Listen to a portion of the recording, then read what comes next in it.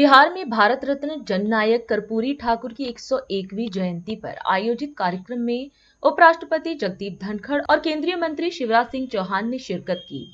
इस दौरान उपराष्ट्रपति ने कर्पूरी ठाकुर को सामाजिक न्याय का मसीहा बताते हुए कहा कि उन्होंने आरक्षण लागू कर समानता के नए युग की शुरुआत की और समाज के हाशिए पर मौजूद लोगों के लिए अपना जीवन समर्पित किया। वहीं केंद्रीय मंत्री शिवराज सिंह चौहान ने भी इस मौके पर अपने विचार व्यक्त किए। कर्पूरी जी के निवास स्थान पर जाकर जब मैंने उनको श्रद्धा सुमन अर्पित किए, नमन किए, मेरे मन में एक भावना आई, राष्ट्र को समर्पित करने की। राष्ट्र ही सर्वोपरि है, उनका जीवन हमारे लिए प्रेरणादायक है। ये गांव कर्पूरी ठाकुर की जन्मभूमि है और उनकी कर्मभूमि पूरा भारत राष्ट्र है। नश्वर संसार को विदा करने के 36 वर्ष बाद भारत माँ के इस महान सपूत को देश की सबसे बड़ी जो भारत रत्न है उससे अलंकृत किया गया। जब कर्पूरी ठाकुर को और चौधरी चरण सिंह को भारत रत्न से अलंकृत किया गया, पूरे देश में खासकर ग्रामीण वर्ग में एक खुशी की लहर हो गई। मैंने राज्यसभा में वो उत्साह देखा है जब ये घोषणा की गई कि कर्पूरी ठाकुर जी को भारत रत्न से नवाजा जा रहा है। मन में विचार आता है कि ये पहले क्यों नहीं हुआ। अब बदलाव आ गया है, उनको चिन्हित किया जा रहा है जो हमारे आदर्श हैं और उनको सही सम्मान दिया जा रहा है। भारत का ये महान सपूत कर्पूरी ठाकुर जी सामाजिक न्याय के मसीहा हैं। मैं कर्पूरी ग्राम की माटी पानी को नमन करता हूँ। उन्होंने एक असाधारण व्यक्तित्व के धनी जैसे व्यक्ति का सर्जन किया है। आज भी हम देख रहे हैं उनकी भावना का आदर करते हुए उनके पथ पर चलते हुए नेता है आपके मुख्यमंत्री नीतीश कुमार जी और मंच पर विराजमान शिवराज चौहान जी उनके सपनों को साकार कर रहे हैं। भारत रत्न कर्पूरी ठाकुर जी ने एक अति विशिष्ट छाप देश में सामाजिक न्याय को आगे बढ़ाकर की। कठिन और चुनौतीपूर्ण वातावरण में उन्होंने कॉलेज की शिक्षा प्राप्त की। बड़ा चुनौतीपूर्ण वातावरण था। अपने जीवन में जिस व्यक्ति ने कभी कोई संपत्ति नहीं बनाई, पूरा जीवन जनता के लिए समर्पित रहा, वो विधानसभा चुनाव कभी नहीं हारे, उनको कीर्तिमान प्राप्त है। बिहार जैसे प्रांत में वो पहले गैर कांग्रेसी मुख्यमंत्री बने, एक बार उप मुख्यमंत्री और 2 बार मुख्यमंत्री। संक्षिप्त काल में कर्पूरी ठाकुर जी ने सामाजिक व राजनीतिक कायाकल्प का नया इतिहास लिखा, रचित किया, सदियों की जड़ता को तोड़ दिया। उन्होंने बड़ी आबादी के लिए संभावनाओं के अपार द्वार खोल दिए।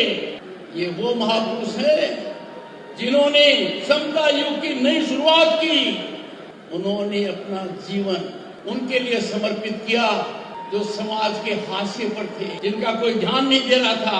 आज अति प्रसन्नता है कि केंद्र और राज्य सरकार मिलकर उनकी नीतियों का अनुसरण कर रहे हैं, उनके सपनों को साकार कर रहे हैं। याद कीजिए वो जमाना कितना चुनौतीपूर्ण था। 1978 में सत्ता में आने के बाद क्या उनका सोच था सामाजिक न्याय का। उन्होंने आरक्षण लागू किया, किसी विरोध की परवाह नहीं की। ये एक नया अध्याय लिखा। जैसा माननीय कृषि मंत्री जी ने बताया, उन्होंने अंग्रेजी की अनिवार्यता को खत्म किया, सरकारी दफ्तर में हिंदी कामकाज को बढ़ावा दिया। अपने लिए तो सब जीते हैं, कीट पतंगे भी जीते हैं, पशु पक्षी भी जीते हैं। अपने लिए जिए तो क्या जिए। जीता वास्तव में वो है जो देश के लिए जीता है, जनता के लिए जीता है, औरों के लिए जीता है। और कर्पूरी जी का पूरा जीवन अपने लिए नहीं था, जनता के लिए था, गरीबों के लिए था, दीनों दुखियों के लिए था, पिछड़ों के लिए था, किसानों के लिए था। है समय नदी की धार के जिसमें सब बह जाया करते हैं, लेकिन कुछ ऐसे होते हैं इतिहास बनाया करते हैं। कर्पूरी जी ने विशेषकर गरीबों और पिछड़ों की सेवा करके एक नया इतिहास रचा था। ये बहनों और भाइयों, आज मैं इस धरती को, कर्पूरी ग्राम की इस पवित्र माटी को प्रणाम करता हूँ जिसने कर्पूरी जी जैसी महान विभूति को जन्म दिया। और कर्पूरी जी ने जो काम किया अगर घंटों भी वर्णन करें तो वो कम है।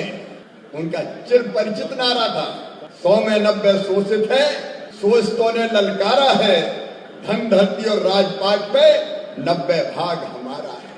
वो ये भी कहते थे, अधिकार चाहो तो लड़ना सीखो, पग पग पर अड़ना सीखो, जीना है तो मरना सीखो। लेकिन वो जिए तो जनता के लिए, हर क्षण उनने देश और जनता के लिए समर्पित किया।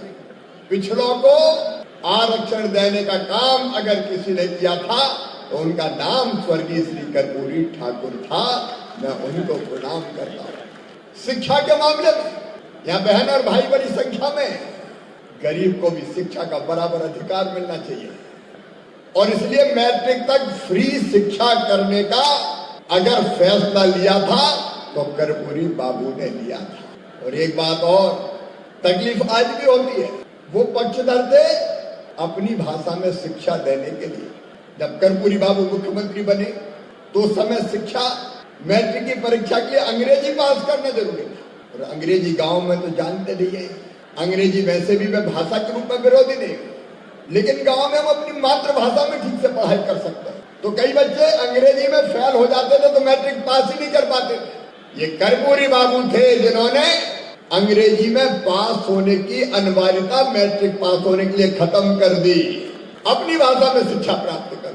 फैसले एक नहीं अनेक है, लेकिन समय की सीमाएं, कई प्रेरक प्रसंग उनके जीवन के। कर्पूरी बाबू जब मुख्यमंत्री थे 1977 में, एक बार लोकनायक जयप्रकाश नारायण जी के जन्म दिवस पर देश के कई नेता पटना में इकट्ठे हुए थे। सीएम कर्पूरी बाबू भी गए थे उस समय। उनका कुर्ता फटा था। फटा कुर्ता देख के स्वर्गीय चंद्रशेखर जी ने वहां उपस्थित लोगों से कहा कि जरा कुर्ते के लिए कर्पूरी जी को दान कर दें, कुछ दान दें। लोगों ने पैसा इकट्ठा किया तो वो पैसा भी कर्पूरी बाबू ने सीएम राहत कोष में दान कर दिया। ऐसे थे कर्पूरी बाबू। आज मैं अपने उनके चरणों में श्रद्धा के सुमन अर्पित करता हूँ। आओ कर्पूरी जी के बताए मार्ग पर चलकर हम भी जनता के कल्याण में जुटे। एक बार फिर कर्पूरी बाबू के चरणों में प्रणाम, इस पवित्र धरा को प्रणाम और यहाँ की जनता को प्रणाम। बोलिए भारत माता की। बहुत बहुत धन्यवाद।